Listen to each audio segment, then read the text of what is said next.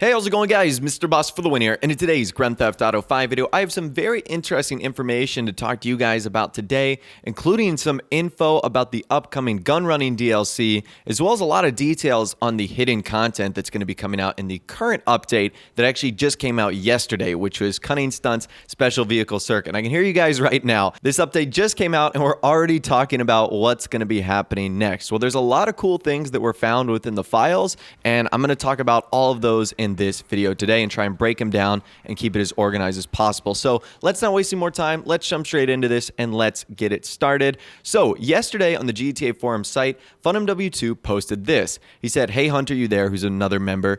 He said, "This is a new blip that has been added with the new update." And you can see that's what it looks like right there. And it's called Radar Property Bunker. So I thought, wow, that was pretty cool. However, it actually gets better. He goes on to say, actually, I found out it's 2 blips and not 1. So you can see those are the 2 blips right there. The one on the left that is the 3 bullets, or I guess 3 rounds of ammo, that is actually called radar supplies. And the one on the right is called radar_property bunkers. Now, in case you guys are wondering why it's radar in front, those are the icons that you're going to see on your mini map, and it'll show up when you're looking for a certain location, just like how the Los Santos custom shop has an icon, just like how the clothing store has an icon, very similar to that. FunMW2 also goes on to say they don't have in-game text, which implies that they are planned for the next DLC. Also seeing is how everything Rockstar announced is included within this update. So the 4 new vehicles, the GP1, which we got yesterday, and then the 3 hidden cars, the Rustin, the Infernus Classic, and the Turismo Classic, and the new Adversary modes. I would assume that the next downloadable DLC, even though that doesn't make sense, the next downloadable update would be the Gunrunning DLC. So if it wasn't obvious enough, this kind of confirms a couple things. Number one, that Gunrunning is going to be coming next. Now, I'm not entirely sure when it's going to be releasing, whether it's going to be spring or summer. We'll talk a little bit about that going forward. However, I do think that this is so cool and does give us some insight on the Gunrunning DLC itself. So let's talk about those 2 icons really quickly. So we'll start with the bunker one. Do you guys remember about a week ago, I made a video talking about various locations that could work for bunkers. I talked about places in Fort Zancudo. I talked about airport hangars at LSIA. I also talked about some cool underground locations that could be utilized that we haven't seen before. And honestly, it looks as if that's going to be the thing. Now, I don't know if this icon is going to be exactly how the bunkers are going to look, because to me, that looks like an airplane hangar. So if it is going to be exactly like the icon looks, which is kind of true because the CEO offices are shaped exactly like high-rise buildings. The biker clubhouses are shaped like various houses and whatnot. So if that icon is roughly accurate to the bunkers we're going to be getting, they certainly look to be airport hangars, or at least like big areas with giant garage doors where massive vehicles could go through. So my prediction is still going to be relatively the same of what I said in my video about a week or 2 ago, and that is that these bunkers are probably going to be in airport hangars like Fort Zancudo, Los Santos International Airport. We might even take advantage of Grapeseeds Airport. I'm really not too sure. Just big industrial style buildings that are going to serve as our bunkers, which is pretty cool. And as far as radar supply goes, I think those are going to be the items that we'll be collecting. So if we go back to the newswire that Rockstar featured a couple weeks ago, when describing Gunrunning, they said it features brand new weaponized vehicles, exciting new missions, and get ready to fight for supremacy in the illegal arms trade and wage war with the latest and high-powered military hardware. So I think that that icon right there is going to be our illegal arms trade. Now, I can see it being very similar to the way the CEO method works. In fact, I think even one of the CEO crates you can get is like guns and stuff, but I think we're going to be doing more with these guns. That's why it's called supplies. I think we're going to be getting these supplies, then doing something with them, and then selling them. Kind of similar to the way import-export works. You get the cars, but then you have to like customize them, and then you have to drive them to another location. So I don't think it's going to be as simple as the CEO crate stuff, and I think it's going to have a little bit more than just picking it up and dropping it off. But other than that, I think that is so exciting, and that's pretty cool that Rockstar have added some gun running content in this update. I don't know why they do something like that. I guess they were just done with these icons and wanted to get them into the game, or they knew we were going to find them and are just getting us pretty hyped for the next gun running DLC, which hopefully should be coming soon. However, before we can get to gun running, there's still some content that we've got to get through first. You guys obviously know about the 3 new vehicles, the Infernus, Turismo, and the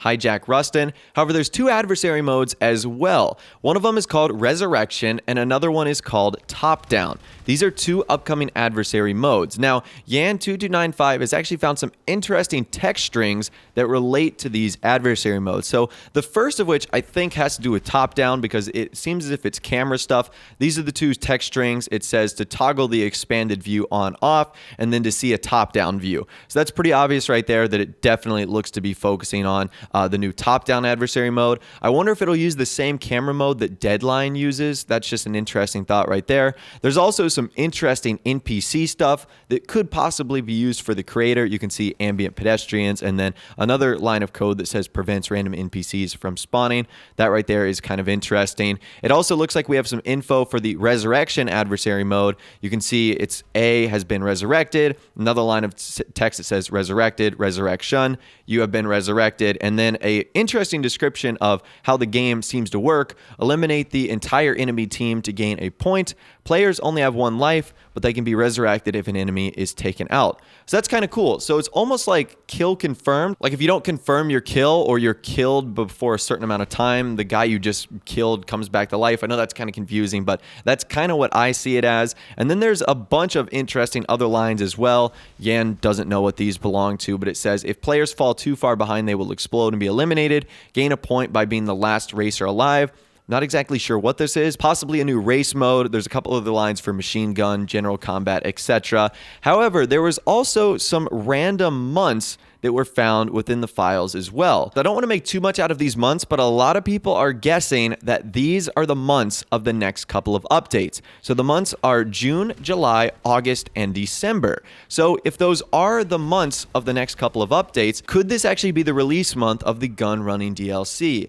Now, a lot of people are saying, no, those are just random months. There's no fall or autumn DLC. Well, wouldn't that conveniently make sense, since Red Dead Redemption 2 is supposed to come out during the fall, which would mean we would get a little bit of a break from Grand Theft Auto Online updates. So you see you've got the summer months of June, July, August, and then a break all the way till December. So could that be the release months of the next couple updates? I think that's very plausible. My guess is that gun running is either going to come out in late May or early June, very similar to the way Finance and Felony came out in 2016, and just like the way Ill-Gotten Gains Part 1 came out in 2015. So could that be interesting? I think so. We're definitely going to have to keep an eye on that. I definitely think that is some cool stuff that's been found right there. Now, on top of all of that, it seems like Rockstar has plans for a 3rd adversary mode as well that looks to be a combination of vehicle vendetta and power play. So there was a couple lines of coding found in the game, power play special races.ytd. There were a couple icons found as well. One of them was for what looks to be a ramp buggy, another one for a Ruiner 2000, and another one for a couple rounds of ammo. I'm imagining those would be the power-ups that you pick up in-game, so we're definitely going to have to keep an eye out on that to see how that ultimately turns out. And then another user on the GTA forums, Johnny on the Spot, actually came up with a list of pickups for these special vehicles and all the props that could be used for this update as well. We'll go over those right now. So the first of which is coins. You've got shoot rockets, drop bomb, shoot homing rocket, jump, shoot with minigun, activate parachute, activate rocket boost, transform to ramp buggy, transform to Ruiner 2000, transform to Shotaro, reverse vehicle controls, random, receive armor, and then a weird steering wheel one. So overall, this sounds like a pretty cool adversary mode. Vehicle Vendetta was probably my favorite. Power play, as far as PvP goes, is another one of those great ones. So it'll definitely be interesting to see what Rockstar do with this. We know they love their adversary modes, and it looks like before the next downloadable update, we're going to be getting 3 new ones in the game. Okay, and finally, last but not least, Rockstar teased that they're going to be adding a bunch of returning vehicles into the game. Now, I'm not talking about the Infernus or the Turismo or the Hijack Rustin, but they're going to be returning a bunch of cars from single player and that have been locked away to exclusive players that are returned from the 360 and the Xbox 360. So I showed this the other day, but I didn't actually describe what these vehicles were. So the one on the top, the Cheval's pickup body with a monster truck, that is the Marshall. So again, that is going to be returning to Grand Theft Auto Online. That's actually going to be really cool. The one underneath that is the Ballista Compact. So that's going to be returning as well.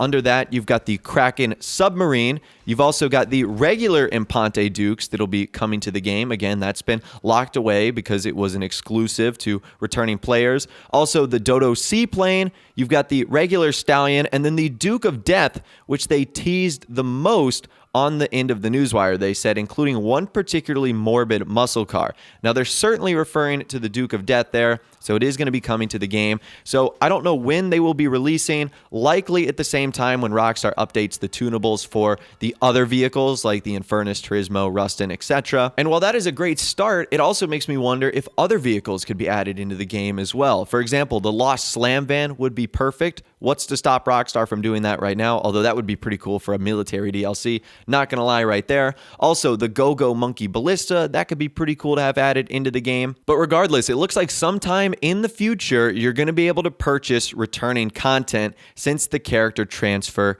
is disabled. So I thought that was pretty cool and look to have these vehicles added into the game as well, which could indicate a couple things. Number one, we're going to be getting a lot more vehicles if you don't have these unlocked than just the 3 in the files. If you include the 3 vehicles in the files, the Infernus, Turismo, Rustin, and then the 7 returning vehicles, that's 10 total new potential cars you could have, or vehicles I should say, that you could have in Grand Theft Auto Online. Now obviously that won't apply to everyone. Like for me, I have everything unlocked, for the exception of the Duke of Death, which I'm definitely looking forward to, and will certainly add to my kind of arsenal of armored vehicles. So I'm definitely excited about the Duke of Death.